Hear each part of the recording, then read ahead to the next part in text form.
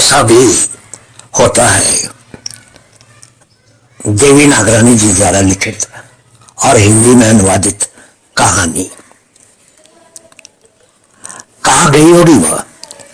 ये तो पहले कभी नहीं हुआ कि वह निर्धारित समय पर घर न लौटी हो।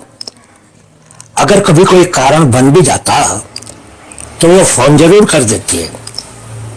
मेरी चिंता की उसे चिंता है, बहुत है, लेकिन आज उसकी चिंता की बेचैनी मुझे यूं घेरे हुए है कि मेरे पांव न घर के भीतर टिक पा रहे हैं और न घर के बाहर कदर रख पाने में सफल हो रहे हैं।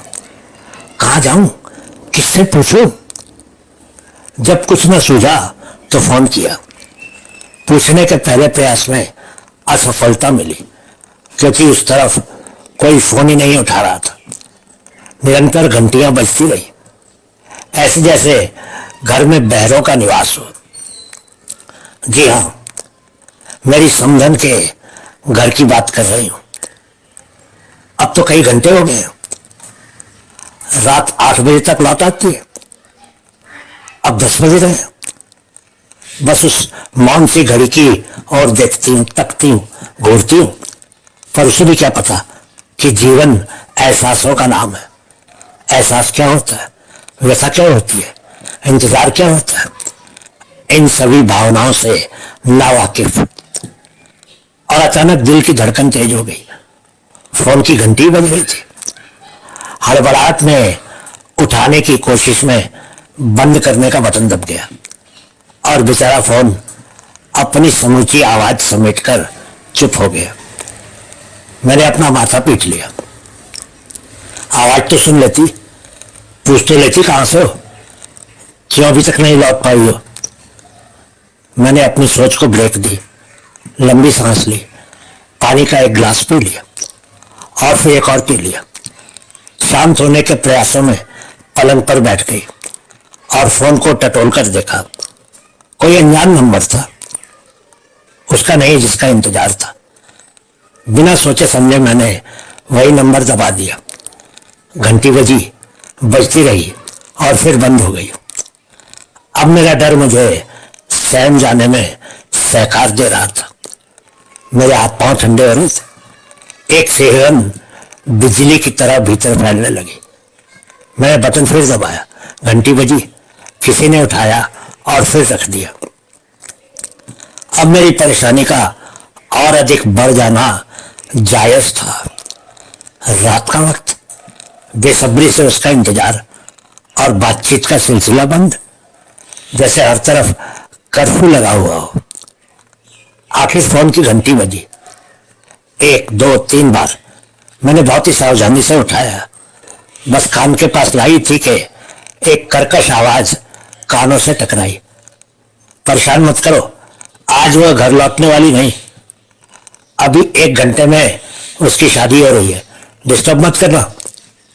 बेरहमी से कहते हुए फोन काट दिया और मैं बेहोशी की हालत में बड़बड़ाई, कपकपाई और वही पलंग पर औंधे मुंह गिर पड़ी। कौन है? किसकी आवाज हो सकती है? क्या चाहता है वह? क्यों गुमराह कर रहे हो मुझे, मेरी सोच को और उसको भी, जो मेरी सांसों की धड़कन है। वही तो मेरे जिगर का टुकड़ा है। उसके बिना मेरा जीवन सूना है, अधूरा, अपूर्ण। वो मेरे जिंदा होने का सबब है और उसी सबब के साथ बेसबब ये क्या खुश हो रहा है, जिसकी कल्पना मात्र से मेरे बदन में जहर बनकर फैल जाता। ऐसा तो होना ही है, जरूर होगा। वो मेरा खून है, मेरे वंश की आखिरी निशानी, जिसे मैंने सीने से लगाकर पाला, बड़ा किया। उसे छत्र छाया देते देते मैं खुद एक हरा शजर बन गई। पुराने सड़े गले सब पत्ते झड़ गए और प्रकृति के हर झोंके की आंच से बचाकर मैंने जिसे अपने आंचल की छांव दी, वही उर्मिला के रूप में एक नया कोपल उगाया। 12 महीने से 22 साल तक का अरसा कोई कम लंबा तो नहीं होता। अचानक दरबान खबर लाया था, बुरी, हाँ बहुत बुरी खबर, मेरे अभय और सविता के अंत की। और उनकी आखिरी निशानी उर्मिला को लाकर गोदी में डाल दिया। 11 महीने की ही तो थी वो रेशम की गुड़िया, जिसके मुलायम छुआव से मन में ठंडक फैल जाती, जिसके गाल अपने गाल से सहलाने से खून में संचार बढ़ता, एक ताजगी नसों में बहने लगती, उसकी किलकारी सांसों को मह डालती, जीवन जीवन सा लगता। मेरी रातें दिनों में बदल गई, क्या सोना क्या खाना, क्या हंसना क्या रोना, सब उसके साथ ही होता रहा। हाँ, उर्मी के साथ। वो धूप में साया, वो उठे तो मैं उठूं, वो जागे तो मैं जागूं, वो सोए तो मैं सोऊं। एक चित्त एक मन से मैं समर्पित हो गई उस मासूम जान पर, और वह मेरे जीने का सबब बन गई। उस दिवाली का मनहूस दिन तो था जो कुछ घंटे पहले उर्मी को गोद में लिए घर से निकले थे। पांव छूते हुए अभय और सरिता ने कहा था, माँ 2 घंटे में लौट आते हैं, आते ही दिवाली की पूजा करेंगे, मिठाई लेकर कुछ दोस्तों से मिलाते हैं। और जाने वाले न लौटने के लिए चले गए। लौट आई मेरे दिल की धड़कन उर्मी के रूप में, शायद इसीलिए मैं जिंदा हूं।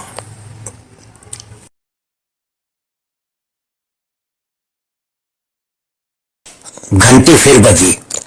अतीत से वर्तमान में आते ही मेरी बेबसी मेरे साथ छटपटाने लगी। अब क्या करूं? फोन उठाऊं ना उठाऊं? ना उठाऊं तो कैसे पता चलेगा कि मेरी बालिग बच्ची कहां है और कैसी है? फोन उठाते ही रख दिया, जैसे 1000 बिच्छुओं का डंक एक साथ लगा हो। मैं थोड़ी देर में उसके साथ आपसे आशीर्वाद लेने आ रहा हूं, बस इतना सुन पाई। कौन है यह? किसकी आवाज है जिसमें गैरत के साथ साथ अपनाइयत भी है? पर वो कहाँ है जिसकी आवाज को सुनने को मेरे कान तरस हैं, जिसे देखने के लिए मेरी आंखें बेचैनियों की सहरा में भटक रही है? अचानक फोन की घंटी फिर बजी। उठाते ही सभ्यता के दायरे से बाहर आकर मैं उबल पड़ी। तुम कौन हो और क्यों बार बार परेशान कर रहे हो? मेरी बात मेरी पोती से करा दो। अभी तो वो गृह प्रवेश करके अपने सास ससुर का आशीर्वाद ले रही है। मैं बस अभी उसके साथ आपके पास आ रहा हूं, फिर आप जितनी चाहें उससे बातें कर लें। पर तुम हो कौन? आपका जमाई, आपकी पोती का पति। पति? मैं विस्मित, अति आश्चर्यजनक रूप से खड़ी हुई खड़ी थी। रिसीवर मेरे हाथों से छूटते छूटते बचा, पर लाइन कट गई। उसी समय दरवाजे पर दस्तक ने मुझे दहला दिया। डरी सी सहमे से सहमे कांपते हाथों से मैंने कुंडी खोली। सामने सजी धजी मांग में सिंदूर सजाए लाल साड़ी में उर्मी खड़ी थी, और उसके बगल में दूल्हा अपना चेहरा सर पर सजे मुकुट की लड़ियों में छुपाने में कामयाब रहा। मैं सकते में थी, मन जोरों से मंथन का कार्य करता रहा। अब डर के साथ गुस्सा भी मन में घुसाया था। उर्मी बालिग हुई तो क्या हुआ? मुझे बताए बिना किसी ऐरे गहरे के साथ ब्याह कर लिया और अब आकर सामने खड़ी हो गई। मुझे अभी तक ये सब कांड ही लग रहा था, भयंकर कांड। उर्मी भी पथराई से खड़ी थी मेरे सामने। उसकी मुस्कुराहट, जो उसका श्रृंगार है, जाने कहां गायब हुई है। कहना तो नहीं चाहती, सोचना भी नहीं चाहती कि ऐसे क्यों लग रहा है जैसे कोई अनचाहा षड्यंत्र हुआ है जिसमें उर्मी जकड़ी हुई है। इसलिए तो मुस्कुराहट पर भी कर्फ्यू लगा हुआ है। जितना मैं सुलझे हुए विचार से हर पहलू पर रोशनी डालती, उतनी मैं उलझनों में गुमराह होती जाती। कभी भावहीन मूर्ति उर्मी की ओर देखूं तो कभी अपने पति के साथ ऐसे खड़ी है जैसे मैं उनका स्वागत करने के लिए तैयार खड़ी थी। न शोर, न गुल, न बैंड, न बाजा, बस फूल, फूलों की माला, लाल चमकती साड़ी और लड़के की वेशभूषा से प्रतीत होता कि दोनों नवविवाहित दंपत्ति है। बस और कुछ नहीं था। न शहनाई, न मंडप, न फेरे, न मेहमानों की हलचल, न खाना, न पीना, ऐसा कुछ भी नहीं जिससे लगे कि ये शादी हुई है। और मैं उसकी दादी अपरिचित से खड़ी देख रही हूं, उन्हें घर की दहलीज के उस पार और मैं सोचों में डूबी इस पार। सदा सुहागन का आशीर्वाद दीजिए दादी। अचानक सोच के सभी बंधन टूटे। मैंने उर्मी कर देखा जो मिली जुली भावनाओं से मेरी ओर देखे जा रही थी। मैंने बिना मुस्कुराए सब कुछ नजरअंदाज करते हुए लगभग गरजती आवाज में उस अनजान दूल्हे की ओर मुखातिब होते हुए कहा, क्या अपना चेहरा दिखाने के लिए तुम्हें मुंह दिखाई देनी पड़ेगी? मेरा हक तो बनता है, वो फुसफुसाया। निशब्दता अब भी माहौल पर हावी रही। अब दूल्हे के शरीर में हरकत हुई। वो धीरे धीरे पूरी तरह झुका, जैसे उसके हाथ पांव को स्पर्श कर पाए। जाने क्या था उस स्पर्श में थे मेरे हाथ खुद ब खुद उसके माथे पर चले गए और मुंह से निकला, सदा खुश रहो। और मैं मुग्ध भाव से फूलों के नकाब के पीछे से अपनी उर्मी के चेहरे को देखने की ललक रोक ना पाई। जैसे वो पांव छूकर सर ऊपर उठाने को हुआ, मैंने उसके मुकुट से लटकती फूलों और मोतियों की लड़ियों को हटाया तो एक सलोनी मुस्कुराहट से सामना हुआ। देखा सामने सुंदर नयन नक्श, चमकती आंखें, मनमोहनी मुस्कान लिए दोनों हाथ जोड़े खड़ा था सुजान।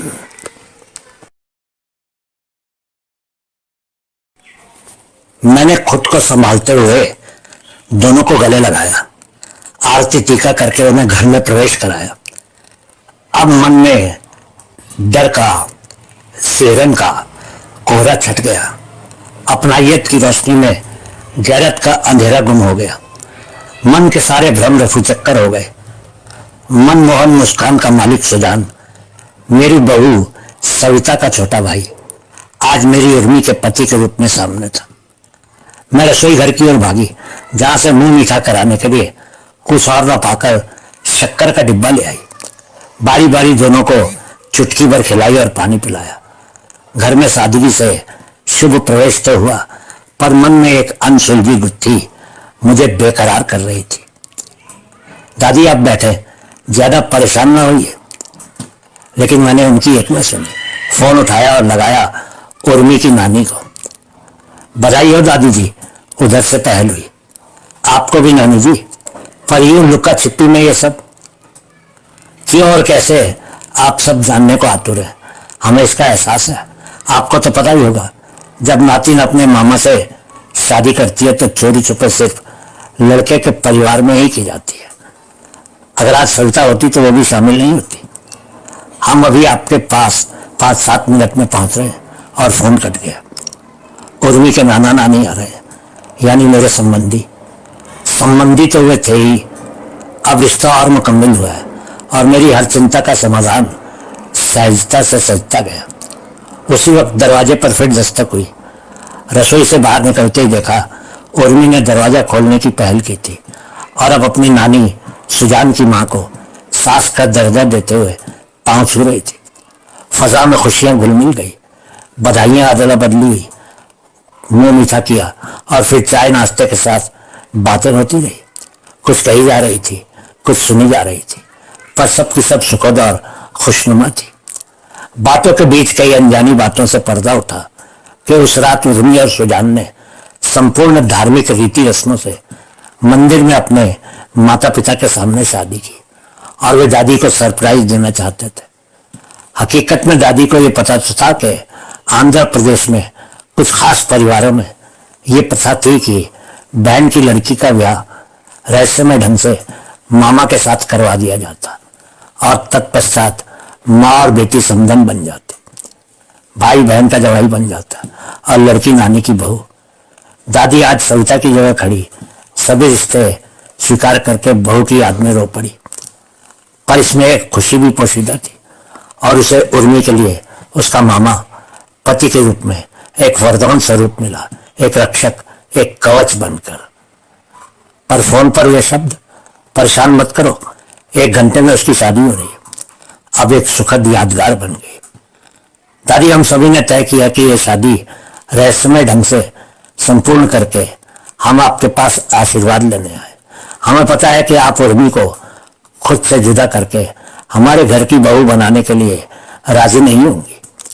कहते हुए उर्मी की नानी ने उठकर दादी को गले लगाया और उनके आंसू पोंछे। सभी का दर्द साझा था, सभी की खुशियां साझी थी। आंखों में एक मंजर तैयार आया। 12 महीने की नन्ही उर्मी और 22 साल की नौजवान उर्मी अपनी ही नानी की बहू थी। अपनी माँ की इच्छा पूरी की और अब भावभीनी सी दादी के चरणों की ओर झुकी तो दादी ने उसे उठाकर अपने सीने से लगा लिया। कल रात और आज सुबह तक के बीच का वह सिहरता समय अब खुशियों की फुहार में बदल गया। आज दादी ने महसूस किया कि 2 पीढ़ियों को पाटने वाला प्यार ऐसा भी होता है। बहुत बहुत शुक्रिया।